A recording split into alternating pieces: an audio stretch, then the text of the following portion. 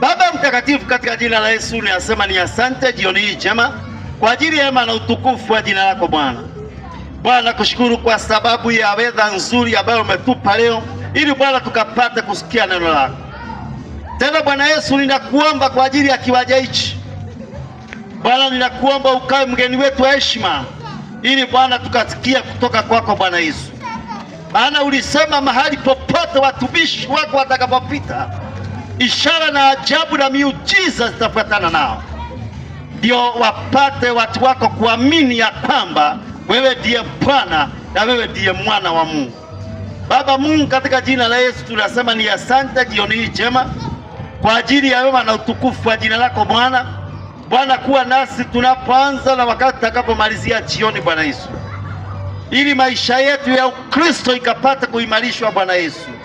Tena wale wengine ambao hawajaokoka Bwana wakapate kuokoka jioni hii njema, ili wakapate kukujua wewe uliye wa pekee Baba Mungu na Yesu Kristo mwana wako uliyemtuma Bwana.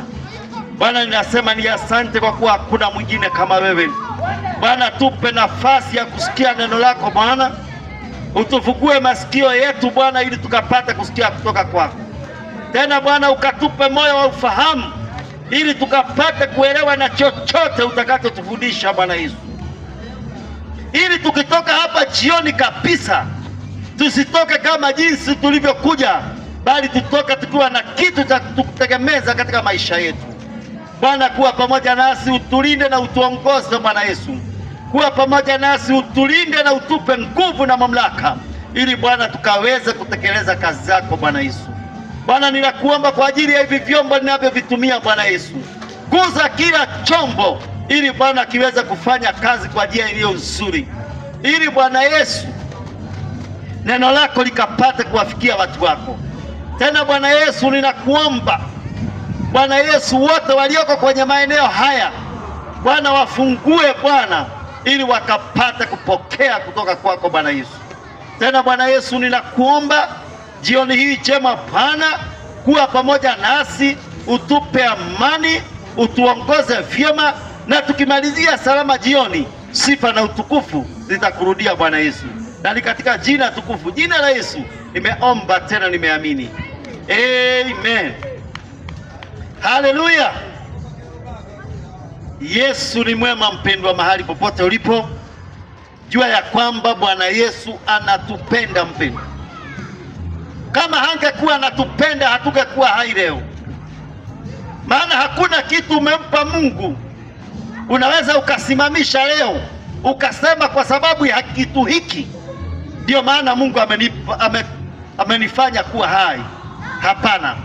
Hakuna kitu unaweza ukasimamisha mbele za Mungu ukasema ati kwa sababu ya hiki ndio maana Mungu ameniweka hai. Hakuna mpendwa. Biblia inasema tunaishi kwa neema ya Mungu, sio kwa sababu ya nguvu zetu, wala sio kwa sababu ya tunaenda kanisani kila Jumapili, sio kwa sababu ya mambo tunayofanya au kwa sababu tuna nguvu mwilini. Tunaishi kwa neema ya Mungu. Kwa hiyo una kila sababu ya kumwambia Mungu asante kwa sababu ya maisha yako mpendwa. Kwa hivyo mahali popote ulipo, mshukuru Mungu, maana amekuweka kwa neema yake, sio kwa sababu ya uwezo wako unaishi. Hapana, unaishi by the grace of God. Kwa hivyo una kila sababu ya kumwambia Mungu asante kwa sababu ya wema na utukufu wa jina lake. Kwa hivyo mahali popote ulipo, Mungu akubariki sana mpendwa, na akupe nafasi ili tupate kusikia neno. Leo Mungu amenijalia kitabu kimoja tunakwenda kusoma, ambacho kinafahamika na watu wengi, ambacho kiko kwenye kitabu cha Mathayo 11, sura ya 11, mstari ni ule wa 28. Yani Matthew chapter 11 verse 28. Hii ni mstari wengi wanaufahamu, lakini leo nataka tuufafanue, tuangalie kwa kina ili tujue maana yake. Maana watu wengi husoma kwa juu juu tu, wasiuelewe huo mstari. Watu wengi hupitia tu kama vile unaweza ukapitia magazeti, wasielewe ule mstari. Unajua kuna wakati Yesu alikuwa hapa duniani huko Israeli. Biblia inasema aliambia watu kupitia kwenye parables. Haleluya! Yaani yeye alikuwa hawaambii waziwazi, alikuwa anawaambia kwa mfano ili wapate kuelewa. Wakati mmoja Yesu, wanafunzi wakamuuliza swali, wakamuuliza, kwa nini huwa unaambia watu neno badala ya kuwaambia direct, unawaambia through parables, yaani kwa mfano. Yesu akawaambia ya kwamba sio wote waliojaliwa kuelewa neno la Mungu, sio wote. Na ndio maana unaona mhubiri anaweza akasimama akahubiri, wengine wakasikia kama ni kelele tu alikuwa anapiga. Maana sio wengi waliojaliwa kuelewa neno la Mungu. They are very few who understand the word of God. Ni wachache sana wanaoelewa neno la Mungu. Ndio maana Biblia inasema watu husikia kweli, wana masikio ya kusikia lakini hawasikii, hawaelewi. Wanasikia kweli lakini hawaelewi. Wanaona na macho yao kweli, lakini wanatazama lakini hawaoni. Wacha nikwambie mpendwa, sio wengi waliojaliwa kuelewa neno la Mungu. Sio wengi wanaotazama ambao wanaona. Sio wengi wanaosikiliza kwa masikio yao wanaelewa. Sio wengi, ni wachache waliojaliwa kuelewa neno la Mungu. Ndio maana ni wengi sana tunapohubiri wanapoelewa. Inatubidi mpaka tuseme maneno magumu ili hilo neno liingie kwenye mioni mwao. Maana wakiguswa watakutuka kutoka kwenye usingizi waliolala wa dhambi na wataelewa neno la Mungu. Kwa hiyo nataka nikusomee mpendwa huo mstari uko kwenye kitabu cha Mathayo 11:28 na unasema hivi, sikiliza mpendwa. 28 unasema, njooni kwangu. Wacha niinue kidogo mpendwa nikusomee vizuri. Inasema hivi, sikiliza mpendwa, njooni kwangu ninyi nyote msumbukao na wenye kulemewa na mizigo mizito, nami nitawapumzisha. Mstari wa 29, sikiliza, jitieni nira yangu mujifunze kwangu, kwa kuwa mimi ni mpole na mnyenyekevu wa moyo, nanyi mtapata raha nafsini mwenu. Kwa maana nira yangu ni laini na mzigo wangu ni mwepesi. Sikia vile Biblia inasema mpendwa. Yesu anasema ya kwamba njooni kwangu ninyi nyote msumbukao na wenye kulemewa na mizigo mizito ya hii dunia. Na Yesu anamalizia anasema nitawapumzisha. Ukisoma ndani ya Biblia mpendwa, aliye na uwezo wa kubebea mwanadamu mizigo aliyobebeshwa na mwovu Shetani, aliye na uwezo wa kukubebea mizigo ni Bwana Yesu mwana wa Mungu. Hakuna mwingine mpendwa. Unaweza ukamhepa Yesu ukafikiri ukienda kwa mshauri wa dunia, hawa wanaitwa counselors, washauri wa dunia wa maisha, ama psychologist. Unaweza ukafikiri maisha yako, ile mizigo uliyobeba, labda atatua hiyo mizigo akubebee. Psychologist psychologist abebi mizigo ya mtu na hawezani. Aliyewezana ni Bwana Yesu ya kubebea wanadamu mizigo. Unaweza ukawa umelemewa mno na maisha ya hii dunia, maana Biblia inasema haya, njooni nyote msumbukao na wenye kulemewa na mizigo mizito. Ni mizigo gani mpendwa? Ni mizigo gani mpendwa? Ni mizigo ya viazi? Hapana. Ni mizigo ya dhambi na ya kutokuwa na amani. Hiyo ndio mizigo ninayozungumzia mpendwa. Angalia dunia leo mpendwa, mahali popote ulipo.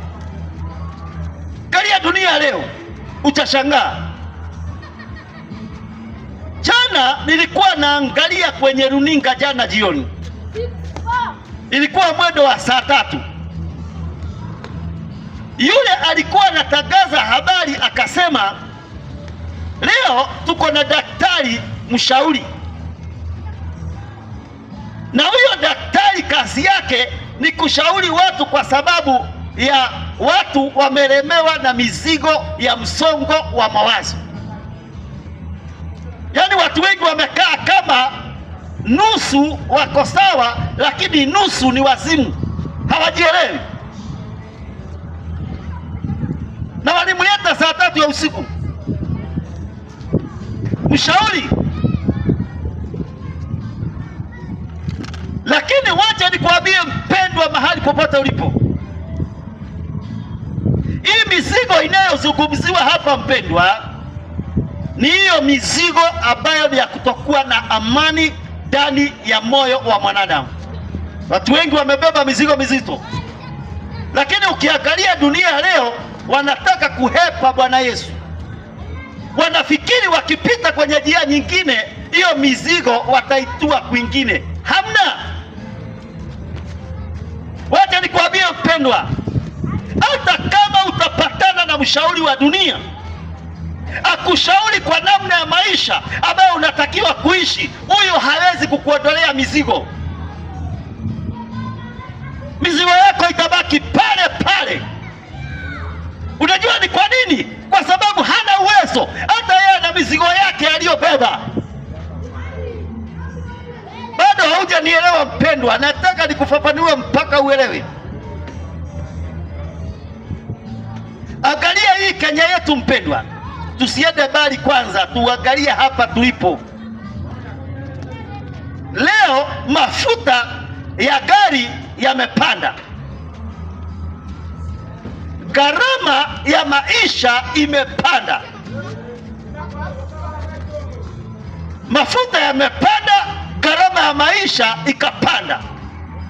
Gharama ya maisha ikipanda, watu wengi hupata msongo wa mawazo. Kwa nini? Kwa sababu mahitaji yameongezeka. Mizigo inakuwa mizito, haibebeki. Mpaka wengine wanaona maisha haya haina amani kabisa, yaani hayuko salama. Ndio maana wengine wanafikiri kula kitanzi, yaani kujinyonga, anakufa. Yaani maisha imekuwa haina ladha. Ukitembea kwa kila mtu unasikia mtu anakuambia maisha magumu. Hiyo ni mizigo mojawapo ambayo watu wengi wameibeba na hawataki kutoa hiyo mizigo mpendwa. Inawakosesha usingizi, hawalali kwa sababu ya mizigo mizito ya uzito wa maisha walioibeba kwenye mioyo yao. Hawalali mpendwa, wakiwaza usiku, analala kidogo anastuka, anashinda hii maisha itakuwa namna gani? Hiyo ni mizigo imefanya watu wamekosa usingizi usiku. Gharama ya maisha imekuwa juu. Ndio maana Yesu akasema, aliona hayo. Na wakati Yesu alikuwa anazungumza haya ni zaidi ya miaka 2000 iliyopita. Ndio ujue Roho Mtakatifu mtakatifu huona yale yaliyoko na yale yatakayokuja. Yesu akizungumza habari ya mizigo hapo anazungumza juzi, alikuwa anazungumza miaka 2000 iliyopita na zaidi. Akasema, haya njooni nyote msumbukao.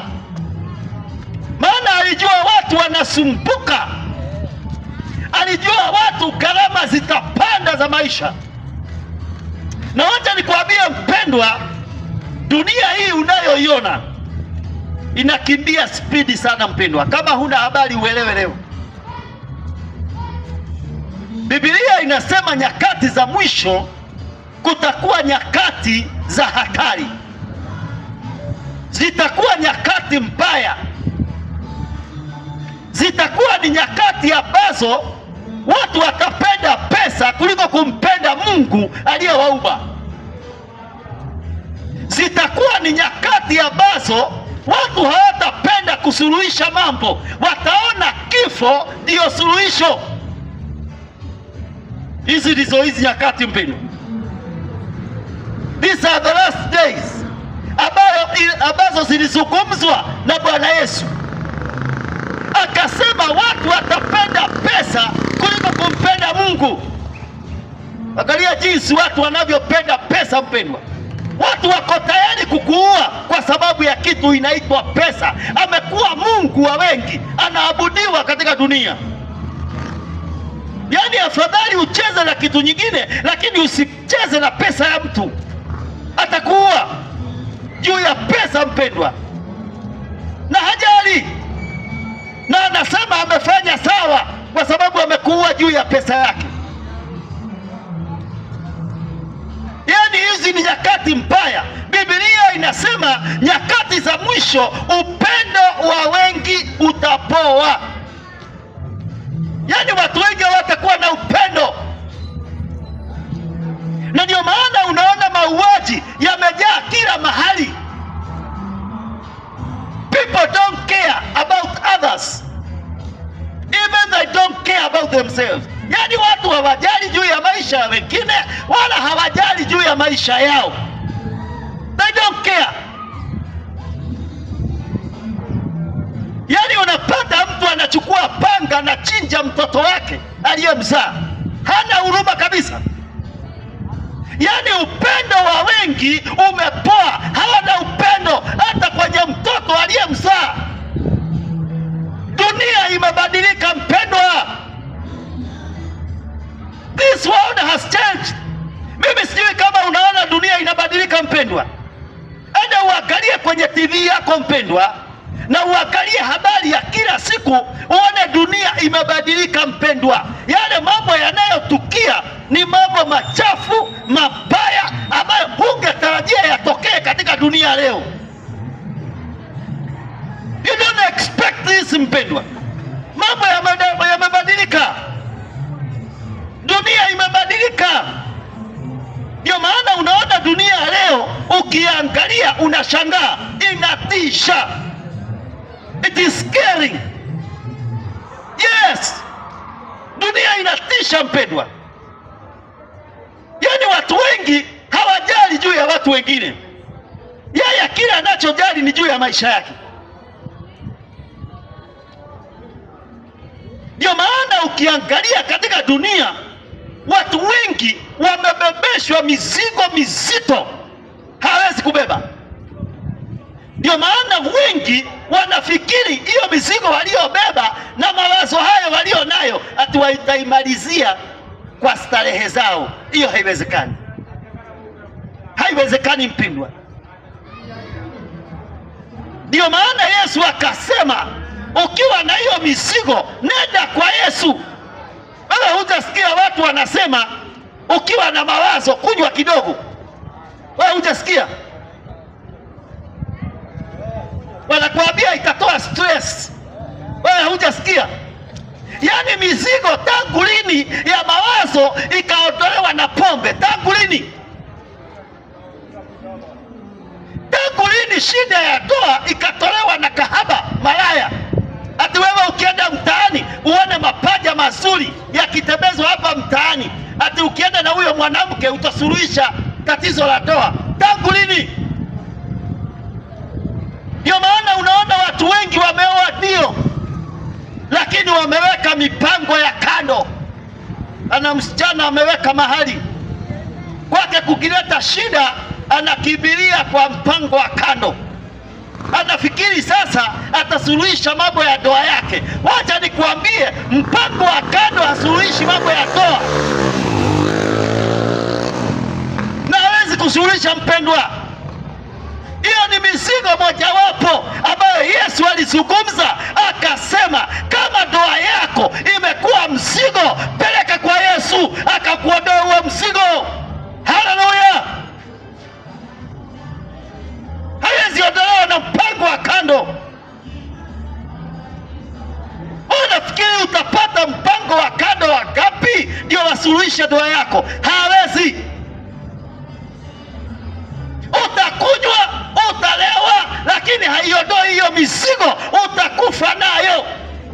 Maana kesho pombe ikitoka kwenye akili utarudi pale pale.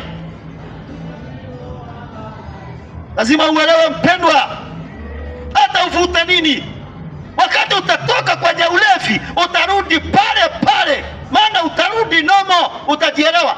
Unless uwe unalewa kila siku. Mizigo mizito ambayo shetani amebebesha watu, lazima ujue mahali ya kuipeleka, na aliye na uwezo wa kukuondolea mzigo sio pombe, sio mpango wa kando, bali ni Yesu aliye na uwezo wa kukuondolea huu mzigo. Hapo ndipo penye maisha. Ndio maana Yesu akamalizia akasema, na mimi nitampa raha nafsini mwenu. I'll give you peace in your soul. Hallelujah! You have peace. Utapata amani kwenye moyo wako. Maana wengi hawana amani. Wengi hawana amani. Akienda nyumbani hakuna amani. Akienda kazini hakuna amani. Mpaka anaingia kwenye mambo ambayo haistahili. Mara ameenda kwenye mpango wa kando, mara ameenda kulewa, mara ameenda mambo mengine, kwa sababu kwenye moyo wake hana amani. Anatafuta starehe za kuondoa, za kuleta amani kwenye moyo wake, maana hana. Peleka mizigo kwa Yesu. Huyo ndiye aliye na uwezo wa kuondoa mizigo yako ili akupe amani kwenye nafsi yako. Haleluya! Njooni ninyi nyote msumbukao na wenye kulemewa na mizigo mizito, iwe ni ya ndoa, iwe ni ya maisha, iwe ni ya kazi. Yesu anasema, haya njooni kwangu nami nitawapumzisha. Peleka kwa Yesu. Huyo mke anayekusumbua, peleka kwa Yesu, naenda kutengenezwa awe sawa. Maana huyo ndiye aliye na uwezo wa kutengeneza wake za watu wanakuwa sawa, wanaweza wakalinda familia zao. Ndio unajua, ni wengi waliooa lakini hawafurahii ndoa zao. They don't enjoy their marriage. Wengi mno. Ukienda kwenye nyumba za watu utashangaa, huyu ameangalia huku, huyu ameangalia huku, hakuna hata mmoja anazungumza na mwenzake. Ndoa ikileta matatizo, peleka kwa Yesu. Yeye ndiye aliye na uwezo wa kubeba hiyo mizigo, akuondolee, uwe huru, akupe raha na amani nafsini mwenu. Haleluya! Hiyo ndio maisha mema mpendwa. Ndio wewe hujaona mtu ameoa mwanamke mrembo akitembea barabarani mpaka watu wanammezea mate, mpaka wengine wanakasema, umemtoa wapi huyu mrembo kiasi hiki? Lakini huyo mwanamke akiwa ndani ya nyumba, yule mume wake haoni kama ni mke, anamuona akiwa shetani. Na ni mrembo kweli, akitembea barabarani mpaka watu wanamtamani, lakini akiwa kwenye ndoa yake mume wake anamuona akiwa kama shetani, mpaka anasema, nataka kumtaliki huyu mke wangu. Wacha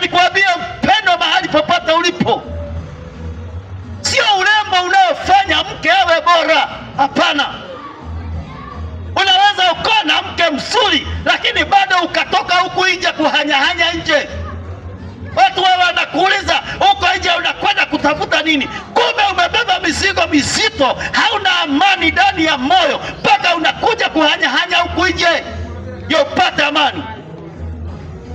Kama mizigo imekulemea ya mke wako, huna amani ndani ya nyumba, peleka kwa Yesu.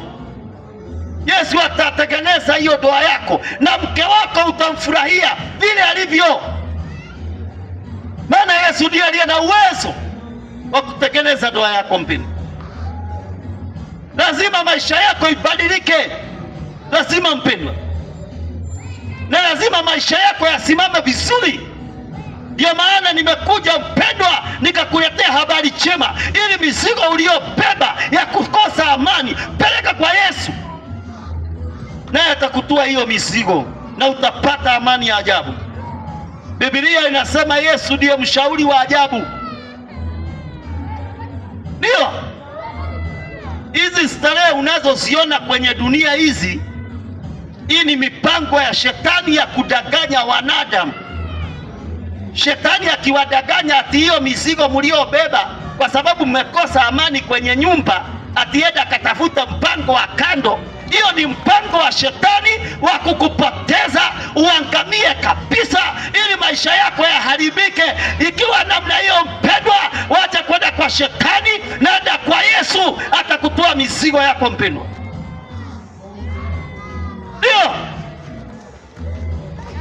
ingia ndani ya Biblia mpendwa, uone mtu ambaye alikuwa na hekima yote, alikuwa anaitwa Suleiman. Ndio Solomon alikuwa ni mfalme, pesa alikuwa nayo. Wacha wewe hata hujapata pesa ya maana, pesa alikuwa nayo. Ufalme alikuwa nao, maana alikuwa yeye ni mfalme, akisema amesema. Wacha hao mapresident wa siku hizi, akisema anaabua katiba haijasema hivyo. Mfalme hakuna katiba inamzuia.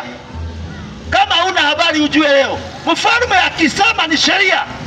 Kuna katiba ati itamzuia, ati aabue mfalme, you are not above the law.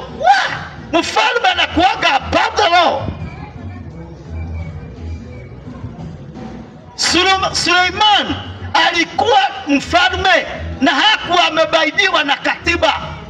Yeye alikuwa final. Yeye alipenda kuwa na wanawake wengi. Alipata mabinti wanawake aliyowatoa kwenye wazazi 700, wake zake 700, na 300 akapata mazuria concubines. Wacha nikwambie mpendwa, lakini mwisho baada ya kufanya haya yote alimalizia na sentensi moja, akasema all in vain. Yani ni kama kufukuza upepo, ni kama kufukuza hii upepo hii. Huwezi kushika upepo, hujui inatoka wapi wala inaelekea wapi. Enda ukifukuza hii upepo uniambie kama utashika upepo. Hivyo ndivyo Suleiman alimalizia, akasema kutafuta wanawake na kuwaweka kuwa wengi, ukifikiri watakupa raha, ni kama kutafuta, ni kama kukimbiza upepo. Ushike upepo ambao unajua upepo haushikiki. Alimalizia na hiyo sentensi, vanity of vanities. Nenda kasoma mpendwa.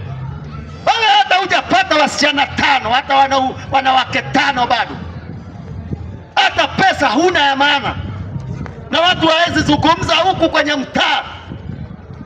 Suleiman alikuwa nayo, alikuwa ni mfalme, alikuwa akisema amesema, lakini mwisho alimalizia na sentensi, akasema yote ni bure, haina maana yote. Wala kibizana na wanawake bure kabisa. Utakufa kabla ya wakati wako, na ukifa hukumu, takwenda kuhukumiwa, uteswe, uambiwa, Mungu akwambie mimi sikukwambia ukae namna hiyo. Unajua ni kwa nini Mungu ameweka siku ya kuwahukumu wanadamu wote? Kuna siku ameweka ya kuhukumu watu. Wewe fanya yale yote unayoona yanapendeza macho yako. Wewe fanya yale yote unaona yako sawa, lakini ujue ukifa leo kuna hukumu mbele yako. There is judgment. Ujue kuna hukumu. Kama mchungaji wako haja kuambia, mimi nitakwambia mpendwa, kuna hukumu mbele yako. Siku ile utatoka kwenye hii dunia, utakwenda kuhukumiwa kwa yale yote ambayo umefanya mpendwa. Ndio maana haya maisha, kanyanga pole pole mpendwa. Wacha hiyo spidi uko nayo mpendwa, itakupeleka kaburini mapema kwa hukumu yako. Ende pole pole, kanyanga pole pole mpendwa. Angalia kwenye Biblia Mungu alisema nini ambaye alikuumba. Hapa ndipo utapata maisha mema. Lakini ukiweka hichi kitabu pembeni, ukihubiriwa habari za Yesu unamweka pembeni, ukiambiwa nenda kanisani unamwambia hapana, mpendwa, utakufa kabla ya wakati wako. Soma ndani ya Biblia mpendwa, uone vile Mungu aliangamiza dunia wakati wa Nuhu. Unajua kuna malaika walitoka mbinguni. Unajua watu wengi hawasomagi Biblia, hawaelewi haya. Wacha nikufundisha mpendwa leo. Kuna malaika walishuka kutoka mbinguni, wakakuja wakajitia mili ya wanadamu, wakatamani wasichana wa dunia, ati wasichana wa dunia ni warembo. Biblia inasema hao malaika wakishatia mili ya wanadamu, walianza kuwatongoza wasichana wa dunia, wakaanza kufanya mapenzi nao. Biblia inasema walikuja wakawapatika mimba hao wasichana na wakawazalia watoto. Wale watoto waliozaliwa, ukisoma ndani ya Biblia, walikuwa ni watoto extraordinary. Walikuwa wanaitwa wanefili. Yaani mtoto kati ya malaika na mwanadamu alikuwa ni mtoto wa kiajabu. Sasa Mungu akiangalia kutoka juu mbinguni, akaangalia vile dunia inafanyika mpendwa, alisema hata shindana na mwanadamu, kwa sababu mwanadamu ni nyama. Mungu ashindani na mwanadamu. Mwanadamu ni nyama, huwezi shindana na Mungu mpendwa. Biblia inasema Mungu akasema ataiangamiza dunia nzima, ndio agamiza wale watoto waliozaliwa na malaika. Ndio maana gharika ikaja wakati wa Nuhu. Nuhu akaokolewa peke yake na familia yake, hawa wengine wote wakafa. Hii dunia unaona leo ambayo iko na watu zaidi ama waliopungua bilioni 7, imeletwa na mtu mmoja alikuwa anaitwa Nuhu, mtu mwenye haki na familia yake moja. Wote walikuwa kwa jumla watu 8. Hao ndio waliokolewa. Kulikuwa ni Nuhu, mke wake, vijana wake 3 na wake za vijana wake. Wote kwa jumla walikuwa watu 8. They were only 8. Hii dunia leo mpendwa imejazwa na hao watu 8. Mungu anaweza akatoa watoto kwenye mawe haya. Wewe unafikiri ukiondoka dunia Mungu atapata hasara? Hamna. Wewe ndio utapata hasara mwenyewe. Unajua kuna watu wanaona kama wakimtukuza Mungu wanafanya favor Mungu. Hakuna favor unayomfanyia Mungu, wewe ndio unapata faida. Wewe ndio utakayefaidika.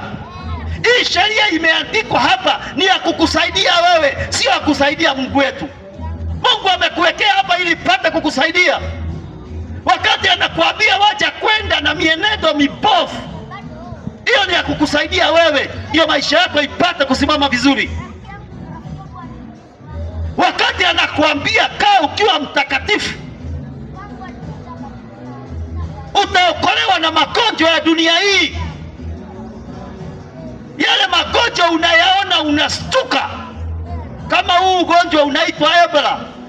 Watu wanahofia maisha yao huko mpakani, wanasema si serikali ifanye kitu iangalie isije ikaingia hapa kwetu Kenya. Yaani watu wanaogopa magonjwa, lakini Yesu anasema ukimwamini atakuondolea magonjwa na atakukinga na magonjwa sugu ambayo haina dawa. Yesu ameahidi watu wake. Ndio maana mimi huwa nasema mtu aliyeokoka kweli hawezi kupatwa na kansa. Haiwezekani. Itakaa wapi kwenye mtu aliyeokoka? Ebola itajishikilia wapi kwenye watu waliookoka? Yaani mtu anatembea pamoja na Mungu pamoja, yaani unatembea na Yesu, alafu Ebola ikuja ishike, itashika wapi? Yesu alisema nitawalinda watu wangu, tena akasema there is no weapon formed against the people of God shall prosper, never in Jesus name. Kuna Biblia inasema hakuna silaha itakayopangwa kinyume na watu wa Mungu inaweza ikafaulu. Iwe ni silaha ya magonjwa, iwe ni silaha ya mabaya, iwe ni mtu anayekuazia mabaya, hakuna silaha itakayopangwa kinyume chako inaweza ikafaulu mpendwa. There is no weapon which can prosper which is against God, never in Jesus name. Ndio maana nikitembea katika dunia natembeaga nikiwa kifua mbele, maana ninajua kuna Bwana anayenizingira, damu yake imenifunika, natembeaga kifua mbele, siogopi. Na kila siku Yesu ananiambia usiogope, mimi niko pamoja nawe, na sitaogopa kwa sababu Bwana ako pamoja nami. Sitaogopa. Na usiogope kama uko ndani ya Yesu. Fear not, the Lord is with you mpendwa. Na Yesu akiwa pamoja nawe, yeye ndiye Mungu wa kweli na uzima wa milele. Usiogope. Usiogope hata magonjwa. Magonjwa sio sehemu ya watu waliokoka. Ndio. Mtu aliyeokoka sio mtu wa kuugua kansa. Ugonjwa utakaa wapi kwenye mwili wa mtu aliyeokoka kweli? Utakaa wapi? Yaani mahali kuna Mungu ugonjwa ukae wapi? Tangu lini? Utakaa wapi? Yaani hauogopi Mungu. Hata magonjwa yanamuogopa Mungu. Wewe unaweza ukafikiri magonjwa haina akili, lakini wacha nikwambie mpendwa, hata magonjwa ina masikio ya kusikia. Soma ndani ya Biblia mpendwa, uone magonjwa iko na nafsi na inasikia, iko na masikio. Yesu alituambia ukipatana na mtu mgonjwa, sema katika jina la Yesu, wewe ugonjwa toka, na ugonjwa unatoka. Kama hauna masikio ya kusikia, ulitokaje? Kama haukusikia, unawezaje kutoka? Maana wewe ukiambiwa mahali ulipokaa uamke, utaamka kwa sababu umesikia, umeambiwa uamke. Nayo ugonjwa unaambiwa toka, nayo kwa sababu iko na masikio inasikia, inatoka. Kuna ugonjwa ambao hauna masikio ya kusikia. Mbele za Mungu una masikio. Hata hii dunia iko na masikio ya kusikia, ni wewe huoni. Ndio maana Yesu akasema kama una imani kiasi cha punje ya haradali, utaambia mlima huu ng'oka, wende ukapandwa mahali fulani, utakwenda huko. Ndio, kwa sababu una masikio ya kusikia. Wacha nikwambie mpendwa, mahali popote ulipo, ukitaka maisha yako yakae vizuri, wacha nikwambie mizigo peleka kwa Bwana Yesu. Hii mizigo imelemea watu wengi katika dunia. Sasa hii Kenya yetu mpendwa, wewe unafikiri serikali itafix kila kitu mpendwa? Hivyo ndivyo unafikiri? Umepotea mpendwa. Imekaa kama wewe. Ukitaka maisha yako yabadilike, piga magoti, mwambie Bwana Yesu, naye atatengeneza maisha yako. Hakuna mahali Mungu amesema ati upiga magoti uombe serikali ikupe mkate. Hakuna. Tangu lini ukaona ndani ya Biblia unaambiwa piga magoti omba serikali ikuletee mkate? Wapi? Hamna. Wapi uliona Biblia imeandika ikasema biashara yako ikikosa kusimama atipiga magoti abia serikali ipunguze ushuru ndio biashara isimame? Uliona wapi? Hakuna. Ndani ya Biblia hakuna. Biblia inasema piga magoti, omba Mungu, mwenye fedha na dhahabu atakupa. Haleluya! Mungu ndiye mwenye fedha na ndiye mwenye dhahabu. Serikali haina chochote, hata serikali inamtegemea Mungu. Wewe unaomba serikali ikusaidie, na serikali yenyewe inaomba Mungu, na si wewe uombe huyo Mungu ambaye hata serikali inaomba. Umepotea, ujielewi mpendwa. Omba Mungu, huyo ndiye mpaji. Biashara yako ikienda chini, omba Mungu ainue. Maisha yako yakiwa haiko nzuri, omba Mungu aisimamishe.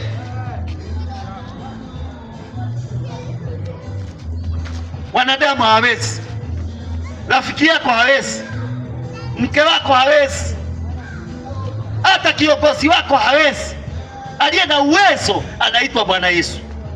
Yeye ndiye aliye na uwezo wa kusimamisha maisha yako. Ndio maana anasema hiyo mizigo uliobeba ya kukosa amani, huo mzigo uliobeba wa uzito wa maisha, gharama kubwa ya maisha, unajisikia huwezi, maana wengine wanasema punda amechoka. Wacha nikwambie mpendwa, hiyo mizigo peleka kwa Yesu na Yesu atasimamisha maisha yako. Haleluya!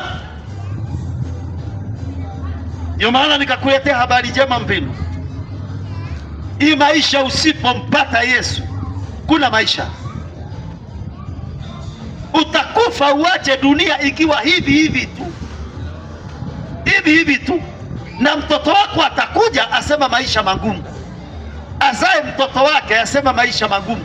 Mimi tangu nimezaliwa huo wimbo haujakoma kuimbwa na watu wote. Nikiwa tangu mdogo baba yangu alikuwa anasema maisha magumu. Nikiwa mdogo saizi hii, leo nimekuwa mzee, bado watu wanaimba ule wimbo mmoja. Maisha magumu. Tutatokea wapi? Wacha nikwambie mpendwa, huo mzigo peleka kwa Yesu. Peleka ya Yesu, ndiye aliye na uwezo wa kubeba hiyo mizigo. Mwanadamu hana uwezo wa kukubebea mzigo. Iwe ni mizigo ya magonjwa inayokusumbua mara kwa mara.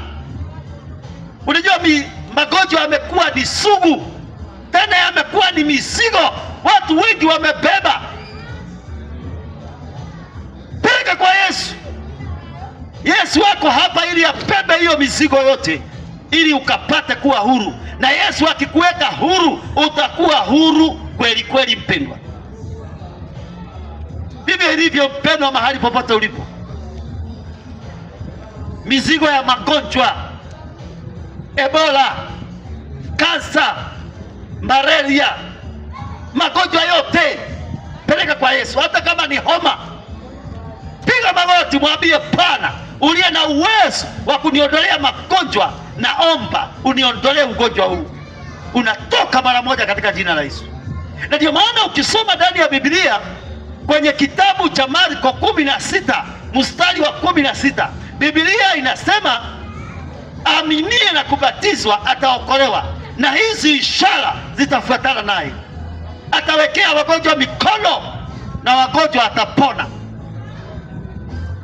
Atafukuza mapepo ya magonjwa na mapepo yatatoka. Hiyo ni nguvu tuliyopewa na Bwana Yesu mpendwa. Maana yeye ndiye ufalme wake una uwezo wa kukuondolea magonjwa, ili maisha yako yakapate kusimama vizuri. Kwa hiyo mizigo ya aina yote, Yesu anasema haya njooni ni nyote msumbukao na wenye kulemewa na mizigo mizito, peleka kwa Yesu. Leo yuko hapa ili apate kutua mizigo yako. Leo amekuja hapa kwenye kiwanja waziwazi mpendwa, ili atue mizigo yako mpendwa. Na utatoka hapa bila mizigo yote ukikubali. Ukikubali mpendwa, ukisema ndio kwa Yesu, mizigo inatoka.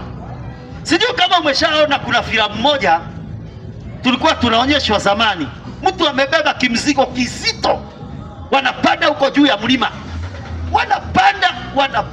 wanapanda, anachoka, amebeba kimzigo kizito. Alikuwa anaenda, filamu ikienda kumalizia, sinema ikienda kumalizia, alikuwa anaenda nafika mahali kwenye msalaba, hicho kimzigo kinakatika, kinakimbia mpaka huko chini, yeye anabaki akiwa huru. Hivyo ndivyo mwanadamu akienda kwa Yesu kwenye msalaba, hivyo ndivyo mizigo yako ya kukosa amani, magonjwa, kutokuwa na raha katika maisha, yote inatoka, unapata raha nafsini mwako. Mungu anakupa amani ambayo imepita ufahamu wa kila mwanadamu. Hapo ndipo unafurahia maisha yako. Haleluya! Unajua watu wengi hawafurahii maisha yao. Kuna mtu ukimuuliza maisha yako vipi, atakwambia mimi sielewi. Maana hajielewi hata yeye mwenyewe, haelewi anaenda wapi wala ametoka wapi. Yaani watu wengi wakiangalia mbele yao wanaona giza. Watu wengi wanaona giza, wanashindwa wataelekea wapi. Yaani wewe unaangalia mbele unaona giza. Mpendwa, hiyo mizigo siupeleke kwa Yesu. Ndio ukiangalia mbele uone future, a bright future. Mimi ningependa ufurahie maisha yako. Mimi ningependa ufurahie hata ndoa yako mpendwa. Mimi ningependa ufurahie hata mke wako akiwa nyumbani kama una mke. Mimi ningependa ufurahie hata hiyo kazi unayofanya. Na mimi ningependa ufurahie hata ile pesa unayopata. Maana wengine wakipata hata haishiki kwenye mkono, inapeperuka, inakaa kama ndege wa angani. Unaipata leo, kesho ukiamka huna, imepeperuka. Mpaka waganga wa kienyeji wanaandikaga yaani wanaandikaga vibandiko huku kwenye gikingi ya stima, wanakuambia kama pesa yako haishikagi mkono, kuja nitakupa dawa. Ndio iwe inashika mkono. Shetani wewe, toka! Tangu lini mganga akakupa dawa ya kufanya pesa yako ikusaidie, na yeye ni mtumishi wa Shetani? Pepo mbaya ashindwe katika jina la Yesu. Tangu lini? Nenda kwa Yesu. Kama pesa yako haishikagi mkono, nenda kwa Yesu, atakupa dawa ya kweli ili upate pesa yako ipate kukusaidia. Wengi wanakimbilia kwa waganga wa kienyeji, nitakupa dawa. Kama mke wako hakupendi, nitakupa dawa, watakufuata nyuma. Shetani mbaya, shindwa katika jina la Yesu. Tangu lini watumishi wa Shetani wakakufanya ndoa yako isimame? Yaani Shetani aharibu ndoa yako alafu tena atengeneze. Nenda kwa Yesu mpendwa. Yesu ndiye aliye na uwezo. Haleluya! Njooni nyote msumbukao na wenye kulemewa na mizigo mizito, naye Yesu atawapumzisha. Haleluya! Inamisha uso wako, tumshukuru Bwana. Baba mtakatifu, katika jina la Yesu ninasema ni asante jioni njema kwa ajili ya na utukufu wa jina lako Bwana. Bwana nakushukuru kwa sababu ya neno lako. Ninakushukuru kwa ajili ya wote ambao walipata ujumbe huu Bwana. Bwana, ninaamini ujumbe huu haujatoka kwenye kinywa chako bure, bali umetoka na umekwenda na kutenda kazi. Bwana, ninaamini unahudumia watu wako kwa neno lako. Bwana, ninakuomba waokoe watu wako ili wakapate Bwana maisha mema na maisha ya amani, ili wakapate raha nafsini mwao Bwana, ili maisha yao yakapate kusimama vizuri Bwana Yesu. Bwana, ninasema ni asante kwa kuwa kuna mwingine kama wewe. Kuwa pamoja nasi, utulinde na utuongoze Bwana, na ni katika jina tukufu, jina la Yesu nimeomba tena nimeamini, amen. Haleluya! Mungu akubariki sana mpendwa. Mungu akubariki sana. Kubariki sana mpendwa. Yesu ndiye aliye na uwezo wa kukuondolea mizigo yako. Huo ugonjwa umekusumbua kwa muda, peleka kwa Yesu. Hiyo ndoa imekusumbua, peleka kwa Yesu.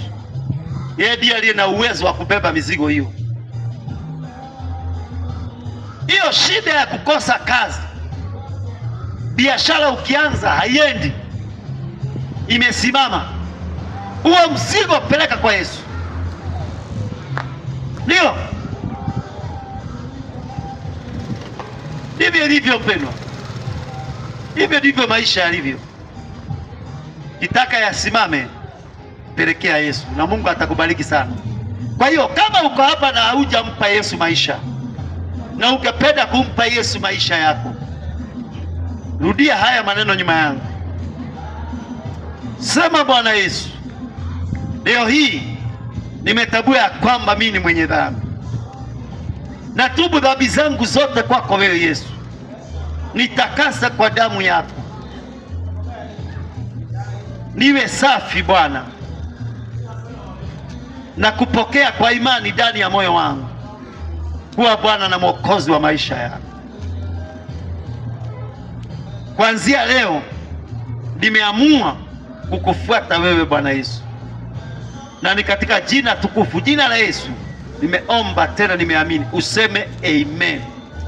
Kisema hiyo neno hao maneno ukimaanisha, wacha nikwambie mpendwa, unapata msamaha wa dhambi na Bwana anakupa nguvu, anakuondolea mizigo yako yote.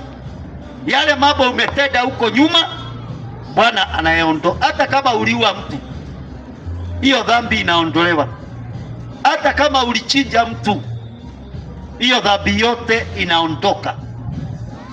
Hata kama ulikuwa unalewa, unalala, hiyo dhambi yote inaondoka. Hata kama kwenye mipango ya kando ulikuwa mwenyeji, hiyo dhambi yote ukitubu inaondoka. Kwa hivyo mpendwa, maisha yako yanaanza upya, maisha yako inapata kusimama vizuri. Kwa hivyo mpendwa, mahali popote ulipo, Mungu akubariki sana, akutendee mema.